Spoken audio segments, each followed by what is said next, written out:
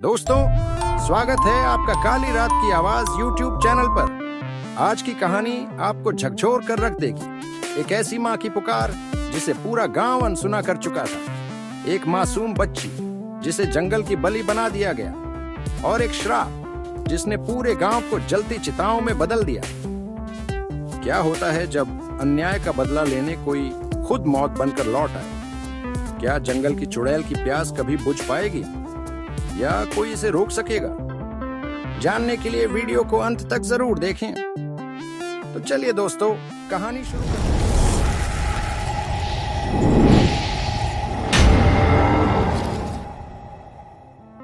जंगल की बलि, मां की पुकार। घना जंगल, रात का सन्नाटा, ठंडी हवा में पेड़ों की फुसफुसाहट। पास के गांव में एक मां अपनी 8 साल की बेटी को सीने से लगाकर रो रही थी। उसकी आंखें सूखी थीं, मानो आंसुओं का भी दम घुट गया हो। मेरी गुड़िया वापस ला दो, उसे जंगल मत ले जाओ। लेकिन गांव के बड़े बुजुर्गों ने कोई रहम नहीं दिखाया। अगर इसे चुड़ैल के हवाले नहीं किया तो पूरा गांव बर्बाद हो जाएगा। एक झटके में बच्ची को मां की गोद से छीन लिया गया, और फिर गांव के कुछ लोग बच्ची को उठाकर जंगल की ओर बढ़े। पूरे रास्ते वह चीखती रही, बिलखती रही, पर किसी के दिल में दया नहीं आई। जैसे ही वे गांव की सीमा पार कर जंगल में पहुंचे, अचानक चारों ओर घना अंधेरा छा गया। हवा ठहर गई। फिर एक कर्कश हंसी गूंजी। तुम्हें लगा कि मुझे एक बच्ची चाहिए? अचानक उन लोगों की आंखें फटी रह गईं। उनके शरीर ठंडे पड़ गए। उनके सामने वही मां खड़ी थी, लेकिन अब वह इंसान नहीं थी। उसकी आंखें लाल हो चुकी थीं, नाखून नुकीले पंजों में बदल गए थे। वह कोई मां नहीं, बल्कि जंगल की चुड़ैल थी। गांव का हर आदमी थर-थर कांप रहा था। किसी को समझ नहीं आ रहा था कि यह सब कैसे हुआ। गांव का पुजारी कांपते हुए आगे आया। लेकिन तुम तो पहले ही मर चुकी थी, हमने तुम्हें जलाया था। चुड़ैल की आंखों में गहरा दर्द था। उसने चीखते हुए कहा, हाँ, मुझे मारा था तुम सबने, मेरी बेटी को जलाया था, पर मैं मरी नहीं, मैं लौट आई, और अब तुम्हारी बेटियां भी जलेंगी। यह सुनते ही हर किसी के चेहरे का रंग उड़ गया। चुड़ैल ने अपनी उंगलियां घुमाई और हवा में आग उठने लगी। गांव वालों ने अपनी बेटियों को बचाने के लिए चीखना शुरू किया, लेकिन बहुत देर हो चुकी थी। तभी गांव के सबसे बुजुर्ग आदमी ने कांपते हुए कहा, यह जंगल हमेशा से श्रापित रहा है, लेकिन हमने सोचा था कि बलि देकर बच सकते हैं। चुड़ैल जोर से हंसी। तुम्हें लगा मैं सिर्फ बच्चियों की बलि चाहती थी? नहीं, मुझे बदला चाहिए। मैं इस गांव के हर व्यक्ति को उसी तरह तड़पाऊंगी जैसे तुमने मुझे तड़पाया था। अचानक जमीन कांपने लगी, हर पेड़ से खून टपकने लगा, और फिर गांव के हर घर से भयानक चीखें गूंज उठी। गांव वालों की चीखों के बीच चुड़ैल हवा में उठी और उसने जंगल की ओर इशारा किया। सिर्फ एक ही रास्ता है इस श्राप से बचने का, लेकिन क्या तुम वो रास्ता चुन सकोगे? यह कहकर वह अंधेरे में गायब हो गई। लेकिन उसके शब्द हवा में गूंज रहे थे। अब सवाल यह था, कौन था वह एक व्यक्ति जो इस श्राप को मिटा सकता था? और क्या वह अपनी ही जान देकर गांव को बचा पाएगा?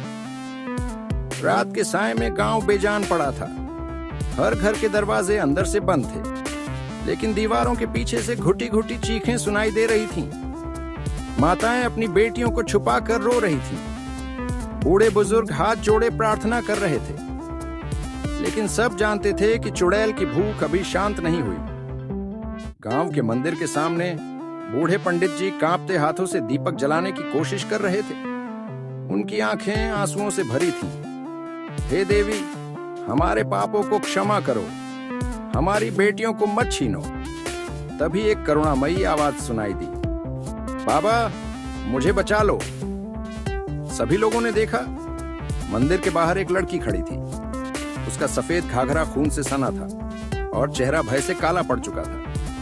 यह वही लड़की थी जिसे पिछले भाग में जंगल में बलि के लिए ले जाया गया था। लेकिन यह कैसे संभव था? उसके लौटने की बात ही नहीं थी। लोग सहम कर पीछे हट गए। लड़की थर-थर कांप रही थी। उसके पैर जमीन पर घिसट रहे थे, जैसे कोई अदृश्य ताकत उसे घसीट रही हो। और फिर उसकी गर्दन अचानक टेढ़ी हो गई, आंखें सफेद हो गईं और उसके मुंह से एक डरावनी आवाज निकली, मैं वापस आ गई हूं, अब कोई नहीं बचेगा। और उसी पल हवा में काले धुएं का एक गुब्बार उठा और लड़की जमीन पर गिर पड़ी। गांव वालों की चीखें आसमान में गूंज उठी। गांव के बुजुर्गों ने उस लड़की की लाश को घेर लिया। पंडित जी ने कांपते हाथों से मंत्र पढ़ने शुरू किए। तभी लड़की की मां दौड़ती हुई आई और उसकी लाश से लिपट गई। नहीं, मेरी बच्ची, उसे मत जलाओ, वह जिंदा है। लेकिन सभी जानते थे कि वह अब जीवित नहीं थी।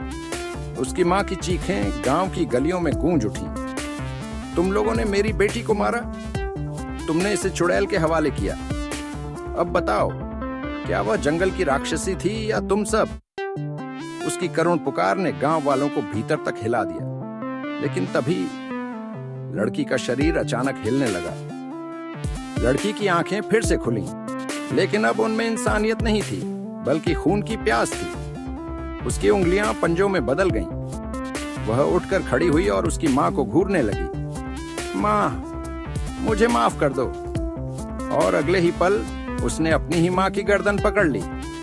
गांव वालों के सामने एक ऐसा दृश्य था जिसे देख उनकी रूह कांप गई। वह मां जो अपनी बेटी को बचाना चाहती थी, अब उसी बेटी के हाथों मरने वाली थी। लेकिन तभी एक अजीब सी आवाज हवा में गूंजी, बस अब बहुत हुआ। अचानक चारों ओर बिजली चमकी और अंधेरे में एक परछाई प्रकट हुई। वह परछाई धीरे धीरे आकार लेने लगी। गांव के लोगों ने देखा, यह कोई और नहीं बल्कि खुद उस चुड़ैल की आत्मा थी। लेकिन इस बार वह अकेली नहीं थी। उसके पीछे और भी कई भूतियां आकृतियां थीं जो हवा में तैर रही थीं। अब फैसला होगा, असली दोषी कौन है और किसे सजा मिलनी चाहिए। चुड़ैल की गूंजती आवाज ने पूरे गांव को जला डालने का ऐलान कर दिया। पर कौन था असली अपराधी? क्या गांव वालों ने जो किया वही उनके विनाश का कारण बनेगा, या इस श्राप के पीछे कोई और भयानक रहस्य छिपा था? गांव का आसमान लाल हो चुका था। हवा में जलते मांस की गंध थी। चारों तरफ अंधकार और हाहाकार।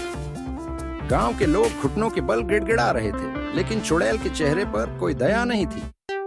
वह हवा में उठी और गरजते हुए बोली, आज वही होगा जो तुमने मेरे साथ किया था। फिर उसने अपनी सूखी काली उंगलियां हवा में घुमाई। गांव के सभी लोगों की आंखों से खून टपकने लगा। उन्होंने चीखकर अपनी आंखें बंद कर ली, लेकिन दर्द असहनीय था। पंडित जी जमीन पर पड़े कांप रहे थे। उनके हाथ जोड़े हुए थे। दया करो, हमने जो किया वह अज्ञानता में किया। चुड़ैल ने क्रोध से देखा और एक जोर की चीख मारी। गांव का हर आदमी दर्द से तड़प उठा। गांव के बुजुर्ग जमीन पर पड़े छटपटा रहे थे। हर किसी का शरीर जलने लगा, जैसे आग की लपटें उनके अंदर ही भड़क उठी हों। औरतें अपनी संतानों को सीने से लगाकर रो रही थीं, लेकिन कोई उन्हें बचाने वाला नहीं था। तभी अचानक एक चमत्कार हुआ। मंदिर के खंडहर से रोशनी फूट पड़ी। हवा में मंत्रों की गूंज उठी। अचानक एक वृद्ध साधु वहां प्रकट हुए। उनकी आंखों में अद्भुत तेज था। उनकी दाढ़ी हवा में लहरा रही थी। उन्होंने चुड़ैल की ओर देखा और बोले, बेटी, तुम्हारा गुस्सा जायज है, पर जिस न्याय में करुणा ना हो वह भी अन्याय ही बन जाता है। चुड़ैल ठिठक गई। उसकी आंखों में जलती आग कुछ नरम पड़ी। मुझे न्याय चाहिए। मेरा परिवार छीन लिया गया। मेरी बेटी जला दी गई। मुझे निर्दोष होते हुए भी जलाया गया। उसकी चीखें जंगल में गूंज उठी। साधु ने अपनी माला उठाई और मंत्र पढ़ना शुरू किया। हवा में कंपन हुआ। चुड़ैल का काला धुआं धीरे धीरे सफेद होने लगा। वह तड़पने लगी। नहीं, मैं नहीं जाऊंगी। मुझे अपना बदला चाहिए। उसने गुस्से से पुजारी की ओर देखा। लेकिन तभी मंदिर की घंटियां जोर जोर से बजने लगी। देवी की मूर्ति से एक सुनहरी रोशनी निकली और सीधे चुड़ैल पर पड़ी। तू भी मां है, तेरे भीतर भी प्रेम है। छोड़ दे इस बदले की आग को।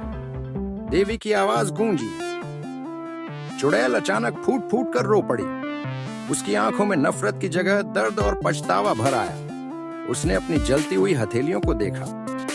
मेरी बेटी, मुझे माफ कर दो। और अगले ही पल उसकी आत्मा सफेद धुएं में बदल गई और आसमान में विलीन हो गई।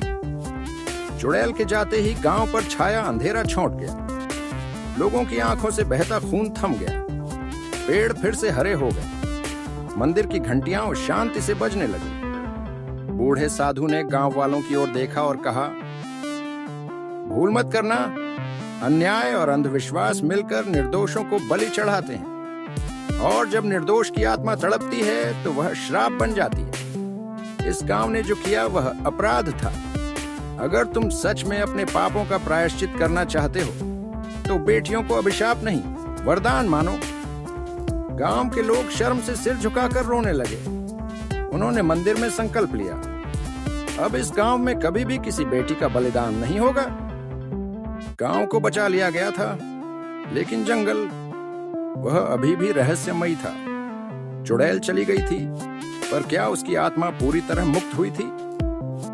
कोई नहीं जानता था। पर कहते हैं, अगर कोई इस जंगल में अब भी लड़कियों पर अत्याचार करने की सोचता है तो रात के अंधेरे में एक धीमी हंसी सुनाई देती है। मैं देख रही हूं। समाप्त।